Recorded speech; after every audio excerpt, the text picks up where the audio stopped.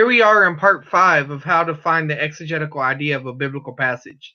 The title of this one is a little bit different because our goal here is to find the exegetical idea from looking at an exegetical outline that we're going to make, or at least the basis of it.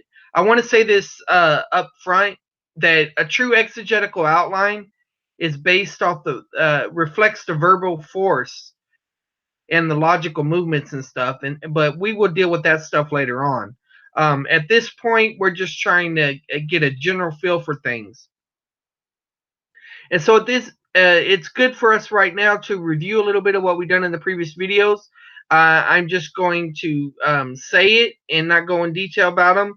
But the previous videos were about how to get an exegetical idea without making an exegetical outline first. This one, we are making the exegetical outline first. So part 1 focused on writing it. Part 2, refining it, line upon line it. Part 3, part 4, emphasizing through thought flow, and then align it. So write it, refine it, line it, emphasize it, and align it, which references making an outline.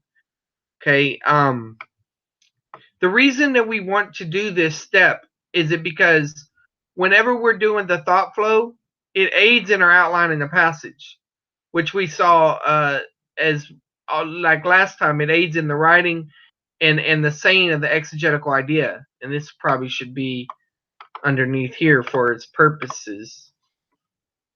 But okay. But it's also a bridge between writing of the exegetical idea and the exegetical outline, and it provides a more accurate exegetical idea. So we're still in James, and now we're doing James 1:9 through 11. Okay, not a big paragraph, at least from the NASB. And just like before, I already have this stuff done, so I'm just going to explain these things. Now, whenever you're studying the paragraph level, you're asking what is the main idea of that paragraph. And so what that means is your subpoints are going to be at the sentence level. And so one thing I do is I break everything down according to punctuation.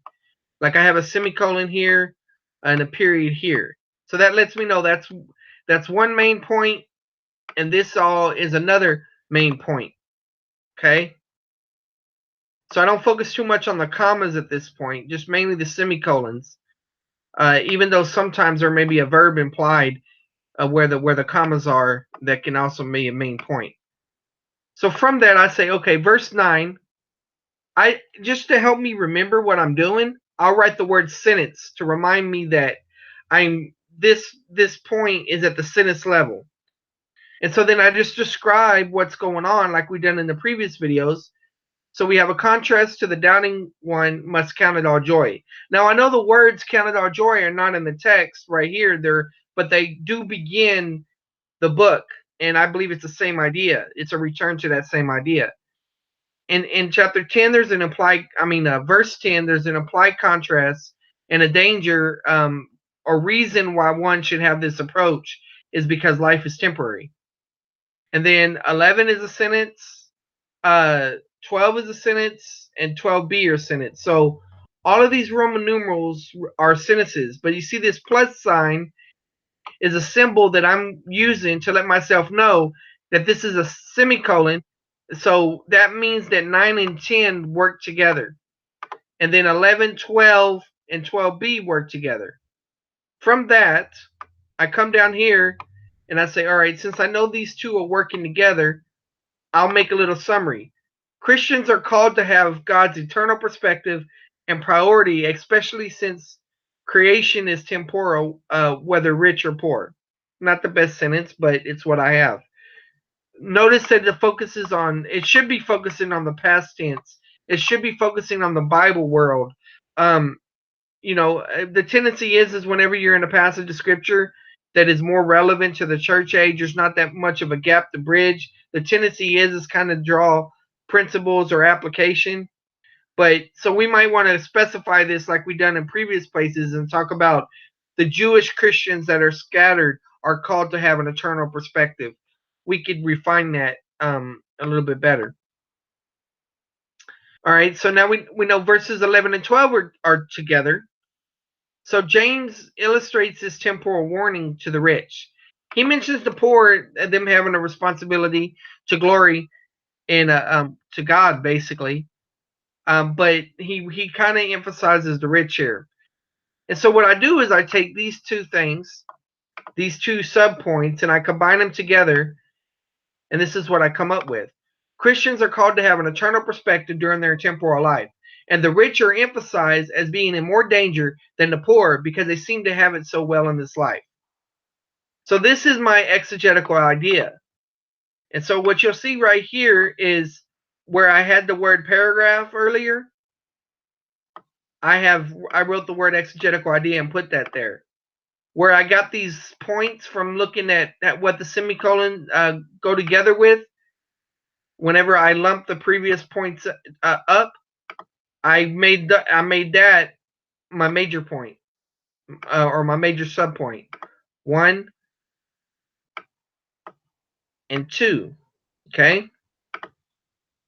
Then I go back up here, and this division that I did at the sentence level, without looking at the semicolons and all of that, I make those my respective subpoints. So what we have is under Christians are called to have God's eternal perspective and priority, especially since creation is temporal, whether rich or poor. Verse 9 says, in contrast to doubting, the Christian must count it as joy. 10, the implied contrast is the danger of a temporal life as on an eternal perspective. So I made that from the subpoints. And then 11 through 12, James illustrated this temporal warning to the rich. He describes them as withering, describes it as destruction, and he describes the rich man fading from the scene. So that's all an exegetical outline is. It's a descriptive outline of the Bible world, of the flow, of the logic of the passage. And like I said, you could go into detail about the action words and all of that, but we can do that in another video. So hopefully this helped you see how that you can develop an exegetical outline. It's so much easier to do this in a document than it is on a piece of paper.